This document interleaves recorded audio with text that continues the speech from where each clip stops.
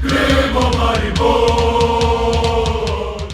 Celju še drugi zaporedni poraz v medsebojnih tekmah proti Celjanom, tokrat 1-2 in zapravljena priložnost za priključek k vrhu. Simon Rožman je tudi tokrat nekoliko spremenil zasedbo in znova dal priložnost obema najstnikoma, ki sta se izkazala v Ljubljani proti Bravu. Gal Gorenak in Vid Koderman sta začela tekmo in prav Koderman je bil v prvem polčasu eden najbolj aktivnih. Njegovo podajo v 15. minuti je Pihler pretvoril v strel z roba kazenskega prostora.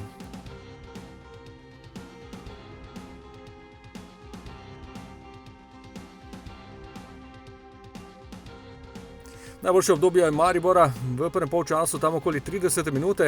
Najprej še ena lepa akcija Kodermana, podaja po tleh, Mlakar je zamudil, Matko pa v zunanji del mreže. V naslednji akciji Felipe Santos iz bližine, Rožman je pred golovo črto žogo pokril.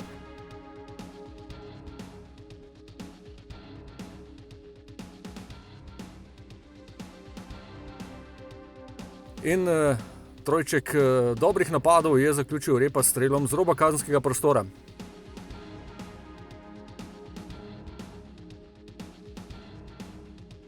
Namesto vodstva pa vodstvo za domačine. Iz nevarnega prostega strela je Ilija Martinović nespretno preusmeril žogo z glavo v svojo mrežo. Smo pa začeli nekako ponujati priložnost tudi mlajšim igralcem, ki jo dobro izkoriščajo. Tako da mi je žal, da nekako v momentih dobre igre, prevladovanja, nizanja priložnosti nekako rezultatsko ne pridemo v pozitivo, da bi mogoče psihološki moment bil malce boljši. Kaznuje nas pa pač vsaka individualna napaka, tako da žal je, bom rekel, ta čas.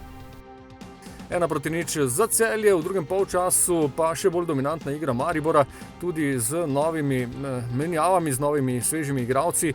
Krona Veter, Rudi Požek-Vancaš in Blaž Vrhovec so na sredini drugega polčasa vnesli veliko živahnosti in tudi pohitrili igro v napadu.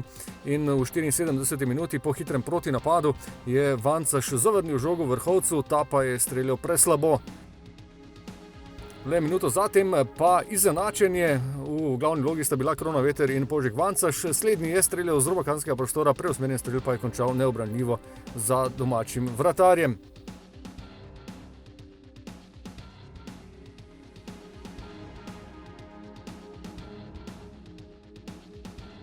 Do konca tekme potem še nekaj več tveganja. V 78 minuti je Koderman lepo podajal, Brecelj pa v zadnjem trenutku izbil pred Vrhovcem. Na koncu pa namesto vodstva za Maribor, vodstvo in zmagoviti gol za Celjane v 89 minuti je bil strelec Sokler za 2-1.